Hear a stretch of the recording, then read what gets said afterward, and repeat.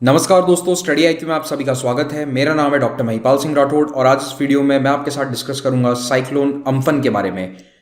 कल मौसम विभाग ने एक चेतावनी जारी करी और उसके बाद उड़ीसा सरकार ने अपने कई जिलों को 12 जिलों को टू बी प्रिसाइज अलर्ट पर रख दिया है कि यहाँ पर लैंडफॉल हो सकता है साइक्लोन अम्फन का कुछ ही दिनों में। तो जानते हैं कि ये साइक्लोन अम्फन किस तरह से डेवलप हो रहा है और साइक्लोन्स क्या होते हैं, किस तरह से उनकी नेमिंग होती है और ये अम्फन का नाम कहाँ से आया है, इस सभी के बारे में डिस्कस करेंगे इस वीडियो में। अगर आप मुझसे सोशल मीडिया पर जुड़ना चाहते हैं तो मुझे ट्विटर, इंस्टाग्राम या फेसबुक पर इन आईडीज पर फॉलो कर सकते हैं। मेरे सभी लेक्चर्स के पीडीएफ आपको इस टेलीग्राम चैनल पर उपलब्ध होंगे। स्टडी आईक्यू का स्मार्ट कोर्स यूपीएससी सिविल सेवा परीक्षा के लिए लॉन्च हो चुका है। इस स्मार्ट कोर्स की मदद से आप घर बैठे आईएएस एग्जाम की तैयारी कर सकते हैं अपने मोबाइल फोन पर। तो डाउनलोड कीजिए स्टडी आईक्यू ऐप को और जल्द से जल्द इस कोर्स को अवेल कीजिए। 20 मई तक इस पर ईएमआई ऑप्शन भी अवेलेबल है। तो साइक्लोन अम्फन की चेतावनी कल यानी कि 15 मई को जारी करी गई थी भारतीय मौसम विभाग, इंडियन मेट्रोलॉजी डिपार्टमेंट के द्वारा। और मौसम विभाग ने यह कहा है कि अंडमान निकोबार में बारिश होगी 15 और 16 तारीख को हो रही है और उड़ीसा और वेस्ट बंगाल को भी तैयार रहना चाहिए इस साइक्लोन के डेवलपमेंट के कारण। तो जैसा कि एक्सपेक्टेड था, उड़ीसा सरकार कभी भी साइक्लोन्स को हल्के में नहीं लेती है।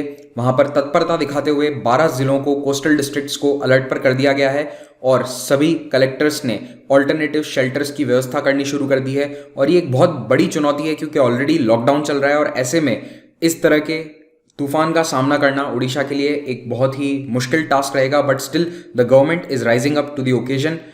सभी मछुआरों को यह भी कह दिया गया है कि 15 मई के बाद कोई भी समुद्र में नहीं जाएगा और ऑलरेडी अगर कोई है बे ऑफ बंगाल में तो उन्हें वापस बुलाने का संदेश भेज दिया गया है। अगर हम मौसम विभाग के द्वारा जारी करी जाने वाली चेतावनी को देखें तो उनके द्वारा अलर्ट जारी किए जाते हैं। कलर कोडेड अलर्ट्स होते हैं, ग्रीन, येलो, ऑरेंज। तो अभी तक ऑरेंज तो नहीं है बट येलो अलर्ट जारी किया जा चुका है 19 मई के लिए फॉर उड़ीसा, वेस्ट बंगाल, छत्तीसगढ़, बिहार। क्योंकि जब तूफान आता है बे ऑफ बंगाल से तो सबसे पहले अफेक्ट यही वाले राज्य होते हैं। तमिलनाडु के लिए भी चेतावनी है, केरल के लिए भी चेतावनी है। लेकिन जिस तरह से ये तूफान डेवलप हो रहा है तो ज्यादातर उम्मीद यही है कि ये उड़ीसा के तट को हिट करेगा। यहां पर भी आप देख सकते हैं कि किस तरह से ये डिप्रेशन इस वक्त बन रहा है। तो पहले साइक्लोन से पहले एक डिप्रेशन बनता है, कम दबाव का क्षेत्र बनता है और यही हो रहा है इस वक्त नॉर्थ इंडियन ओशन या फिर सदर्न बे ऑफ बंगाल में।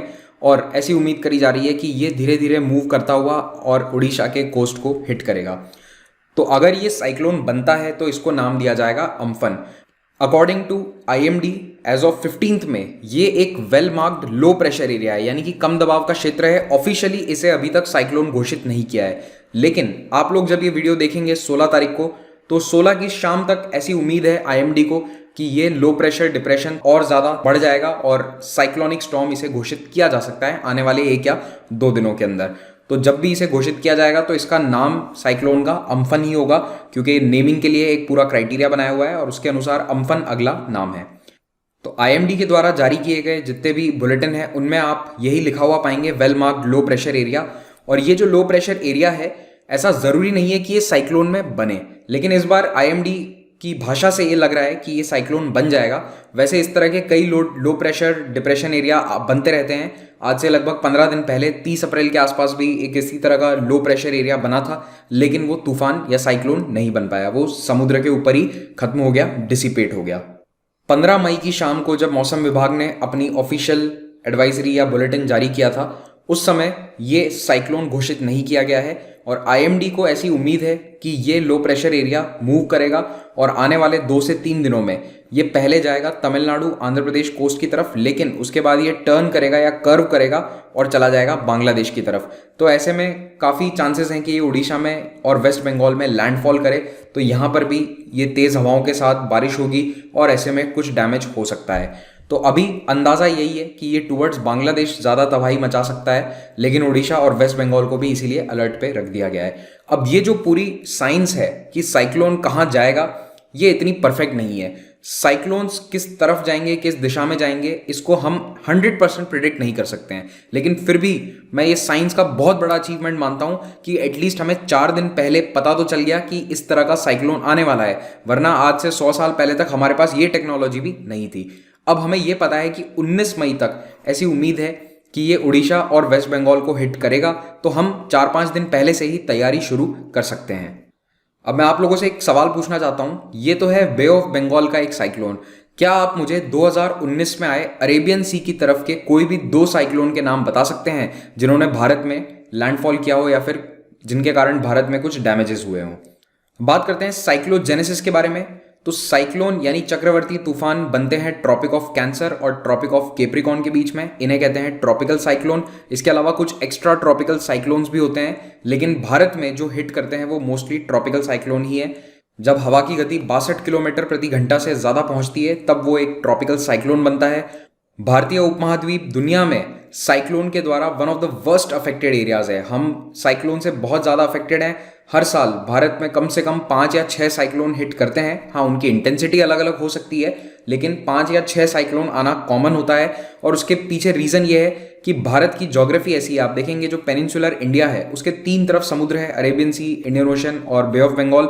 और क्योंकि यहाँ पर इक्वेटर के नज़दीक ट्रॉपिकल साइक्लोन्स बनते भी ज़्यादा हैं, तो यहाँ पर हमेशा चांस रहता है ज़्यादा से ज़्यादा साइक्लोन्स बनने का। तो दुनिया भर के लगभग 10% ट्रॉपिकल साइक्लोन्स भारत को हिट करते हैं। और भारत में साइक्लोन के 2 बेसिक सीजन होते हैं। एक होता है मॉनसून से जस्ट पहले यानी अभी वाला सीजन मई जून का, और दूसरा होता है मॉनसून के जस्ट बाद में अक्टूबर नवंबर का। भारत में बे ऑफ बंगाल और अरेबियन सी दोनों ही तरफ से साइक्लोन्स आते हैं, लेकिन बे ऑफ बंगाल की तरफ उनकी फ्रीक्वेंसी बहुत ज़्यादा है एज कंपेयर टू अरेबियन सी। हाँ, 2019 में अरेबियन सी में कुछ ज़्यादा ही साइक्लोन्स बने थे। चक्रवर्ती तूफानों को नाम कैसे दिया जाता है? तो देखिए, इसके लिए WMO वर्ल्ड मीटरोलॉजिकल ऑर्गेनाइजेशन ने रीजनल ग्रुप्स बना रखे हैं। तो उसके लिए इंडियन ओशन में जो ट्रॉपिकल साइक्लोन्स आते हैं उससे अफेक्टेड देश ये सब इकट्ठा हुए WMO के बैनर के तहत, और इन्होंने 8 देशों ने मिलकर ये डिसाइड किया कि हम कॉमन नेमिंग रखेंगे ताकि कंफ्यूजन ना हो। पहले ऐसा होता था कि कोई देश साइक्लोन को कुछ नाम दे देता था, दूसरा देश कोई और नाम दे सकता था, तो उसके कारण कंफ्यूजन हो सकता है। तो अब एक ही नाम दिया जाता है पूरे रीजन में आने वाले साइक्लोन को। और सभी देशों ने मिलकर, 8 देश थे इनिशियली, इन्होंने 2004 में एक लिस्ट प्रिपेयर करी। सबने अपनी अपनी तरफ से 8 नाम दिए, भारत भी इसमें शामिल था। बांग्लादेश, भारत, मालदीव्स, म्यांमार, ओमान, पाकिस्तान, श्रीलंका और थाईलैंड ये शामिल थे। और इन सब ने 8-8 नामों की सूची दी, तो टोटल हुए 64। अब खास बात यह है कि अम्फन जो है इस लिस्ट का आखिरी नाम है। 2004 में ये लिस्ट तैयार करी गई थी और 2020 में जाकर अब ये खत्म हो चुकी है। अम्फन के बाद अब अगले साइक्लोन का नाम क्या होगा, ये एक प्रश्न चिन्ह था। तो अप्रैल के एंड में सभी देशों ने मिलकर एक नई लिस्ट तैयार करी है। और याद रखिए, अब इन 8 देशों के अलावा भी और कई देश हैं जो शामिल हो चुके हैं। अब इस रीजनल ग्रुपिंग में 13 देश शामिल हो चुके हैं, क्योंकि ईरान, कतार, सऊदी अरेबिया और UAE ये नए देश हैं। यमन जो एंटर हुए हैं, अब इनके भी इनपुट्स लिए जाएंगे, इन्होंने भी नेम सजेस्ट किए हैं। तो जो पुरानी सूची थी उसमें केवल 8 देशों के द्वारा सुझाए गए नाम थे, लेकिन अब जो ये नए देश आए हैं इन्होंने भी नाम सजेस्ट किए हैं। तो अम्फन के तुरंत बाद अगला नाम क्या होगा? निसर्ग। उसके बाद भारत के द्वारा गति, फिर उसके बाद ईरान के द्वारा सजेस्ट किया गया निवार। तो इस सीक्वेंस में ये नाम आगे चलते जाएंगे। साइक्लोन से जुड़ी एक और बात आपको पता होनी चाहिए कि मौसम विभाग इन्हें किस तरह से क्लासिफाई करता है। तो भारतीय मौसम विभाग के अनुसार लो pressure area, depression, deep depression, cyclonic storm, severe cyclonic storm, very severe cyclonic storm या सुपर साइक्लोनिक स्टॉर्म, ये नामकरण होते हैं, ये कैटेगरीज होती हैं। और this is depending on the wind speed, हवा की गति कितनी तेज है उसके अनुसार होता है। तो ये एक बाउंड्री है, यानी कि 62 किलोमीटर प्रति घंटा से ऊपर अगर रफ्तार हो जाती है हवा की तो फिर हम उसे चक्रवर्ती तूफान कहते हैं। उसके पहले वो एक लो प्रेशर एरिया होता है। तो इस वक्त एक लो प्रेशर एरिया है या डिप्रेशन है, कहीं कहीं पर हवा तेज भी है। अब धीरे धीरे वो डेवलप होगा, स्ट्रांग होगा और स्टॉर्म में बदल जाएगा। और स्टॉर्म कितनी इंटेंसिटी का होता है वो उसकी हवा की वेलोसिटी या हवा की रफ्तार पर डिपेंड करता है। तो जनरली साइक्लोनिक या सीवियर साइक्लोनिक स्टॉर्म्स आते हैं, लेकिन कुछ तूफान ऐसे होते हैं जो सुपर साइक्लोनिक स्टॉर्म बन जाते हैं, जहां पर हवा की गति बहुत ही तेज है और इसके कारण होता है हमारे को नुकसान। क्योंकि जब इतनी तेज हवाएं चलती है तो या तो लोगों के घर टूट जाते हैं, पब्लिक प्रॉपर्टी को नुकसान होता है, बिजली के तार गिर जाते हैं और लोगों को अपने घर छोड़कर शेल्टर्स में जाकर शरण लेनी पड़ती है।